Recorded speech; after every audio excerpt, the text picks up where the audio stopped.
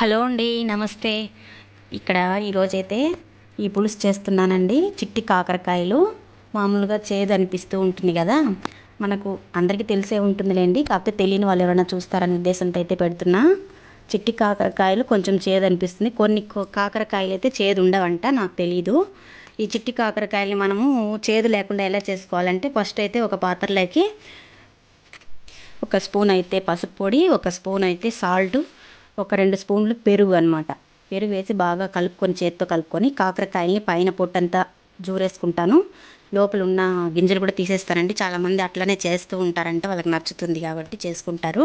కానీ ఇంట్లో పిల్లలు తినేది కదా, వాళ్ళు తినరు, కచ్చకచ్చ నోటికి వస్తుంది అనేసి అని నేనైతే లోపల గింజలు తీసేస్తా, పైన చెక్కు తీసేస్తా. కడిగేసి అయితే ఈ విధంగా కొంచెంసేపు ఒక 10 నిమిషాలు ఊర పెట్టేయాలన్నమాట.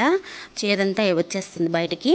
ఇంకా ఆ విధంగా అయితే చేసుకున్నాను ఉదయం అనమాట. పిల్లలకి ఇప్పుడు ఈ కాకరకాయ చేసి కూడా ఒక 6-7 నెలలు అయిపోయిందనమాట, నేను చేయడం లేదు ఈ మధ్యలో. కానీ పిల్లలకు చేసి పెడదాము, చేసి పెట్టు అని అరుస్తూ ఉంటే మా వారు సరే అని తీసుకొచ్చాను ఒక అరకిలో. దాన్ని అయితే కొంచెం 1/4 కిలో పులుసుకి కార పులుసు లాగా అనమాట కొంచెం అయితే ఫ్రైకి పెట్టుకున్నాను. వెంటనే చేసేద్దాం, పిల్లలకి లంచ్ బాక్స్కి పెడదాము. నేను ఇంట్లో అయితే మా వాడు అల్లరి చేస్తుంటాడు, తినడు. స్కూల్లో అయితే కొంచెం భయంతో తింటాడు కదా అని పెడుతున్నాను అనమాట. సరే అయితే దానికోసం ఎర్రగడ్డ, టమాటా, తెల్లగడ్డ, కారపొడి, ఉప్పు, పసుపు, తగినంత చింతపండు అంతా కూడా, బెల్లం ముక్క ఒకటి అంతా కూడా ప్లేట్లో పెట్టుకునేసానండి. ఇంకా ఇంకా అయితే పాత్రలో చేయొచ్చు, కాకపోతే నాకు టైం అయిపోతుంది అనేసి ఉద్దేశంతో కుక్కర్ అయితే పెట్టేశాను. తెల్లవారితో కదా లంచ్కి ఇవ్వాలి కాబట్టి కుక్కర్ పెట్టి ఆయిల్ వేసుకొని ఆవాలు అవన్నీ కూడా వేసేసుకొని ఎర్రగడ్డ అంతా తరిగి పెట్టుకునేసాను అనమాట. అవన్నీ కూడా బాగా వాడ్ చేసుకున్నాను. కాకరకాయ కారపులుసు అండి, చిట్టి కాకరకాయల కారపులుసు సూపర్గా ఉంటుంది, చేదే ఉండదండి. ఒకవేళ కొంచెం అని దాని స్వభావం చూపిస్తుంది కాబట్టి కొంచెంగా ఉంటుంది చేదు, మరీ ఎక్కువ అయితే చేదు ఉండదు. ఇలాగ చేసి చూడండి, మీకు పిల్లలు కూడా బాగా ఇష్టంగా తింటారు.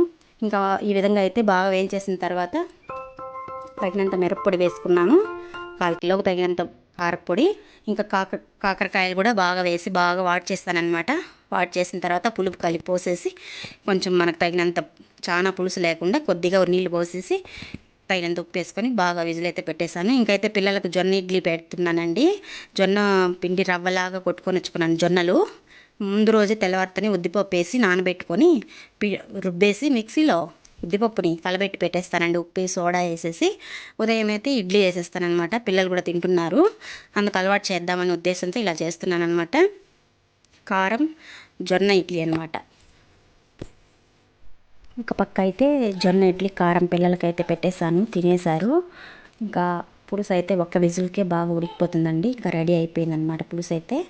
నేను టేస్ట్ చూసాను, చాలా బాగా కుదిరింది, చేదు లేదు కొంచెం కూడా. ఇంకైతే పిల్లలకు లంచ్ బాక్స్ అయితే అన్నంలోకి వేసి ఒక కాకరకాయ పెట్టి, మా ఇద్దరు పిల్లలకు, చిన్నమ్మాయికి చిన్న బాబుకి సగం కాయ పెట్టాను అనమాట కాకరకాయ.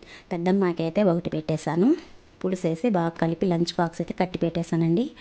ఇంకా ఆ రోజు ఇది మరుసటి రోజు తీశాను కదా వీడియో, మా వాడైతే తినేశాడు. మా చిన్నమ్మాయి అయితే చేదుగా ఉందని చెప్పి వచ్చింది.